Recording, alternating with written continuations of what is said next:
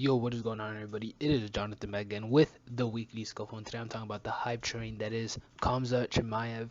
You already know he just had one of the greatest fights that I've seen personally in the UFC against Gilbert Burns, who was the number 2 welterweight contender. And this probably just means Chimaev just earned his spot at probably number 3, right under Colby Covington, and it sets up that fight. I mean, probably number 2 actually. We'll have to wait and see how the new rankings set up, but it does set up a fight with Colby Covington, who Colby, has already given Khamzat a nickname that I will not be repeating, as I do not want to disrespect Khamzat. I'm a fan of Khamzat, everything he's done. He's a very big welterweight. He's standing at 6'2", I believe. Making 170, that's pretty difficult, but he's a big guy. You could even see it in there with Gilbert Burns. Gilbert Burns was a bit more stubby's not the proper word, but he's a bit more built, while Khamzat's definitely a bit leaner. But the size discrepancy definitely showed, and it showed in the power that Khamzat carried.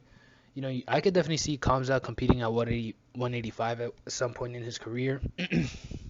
But do I think he's good? I think the answer is yes. I think he proved last night that he's a top contender. Yes, he's still raw, and hopefully he takes that lesson that he's not just gonna steamroll over everybody in the UFC, and hopefully he takes that as a lesson. He takes it on the chin, and he just continues to work harder and try to get better.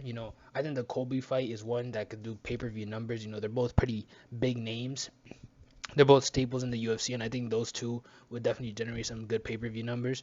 And then, after you get those two, the winner should get Usman, which, in my humble opinion, I think Khamzat could definitely take care of Colby. I think if he takes this fight with Burns and he puts everything he learned into his new training camp, he uses it to motivate himself, get even better, I think he could definitely take care of Colby. I think the height discrepancy between him and Colby would be bigger than it was with Burns.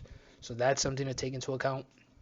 You don't really want to wrestle Colby, but at the same time, we'll have to see. But I think striking, I think Khamzat would just beat Colby. I think if he takes what he learns from Burns and applies it to his training camp and hopefully improves with it. And then after that, I do see him taking on Kamaru, and I think he could pose a challenge. I need to see him versus Colby first to see exactly where I would rank him, if I would have him even beating Kamaru, which I think is possible. Even now, I think he could definitely do it, but Kamaru is considered the pound for pound right now in the UFC. So you really have to think about where you're going to put people. I think Khamzat is kind of like a cheat code, in a sense, being so physically gifted at 170. But with that being said, we'll see how all this plays out, and see y'all next time.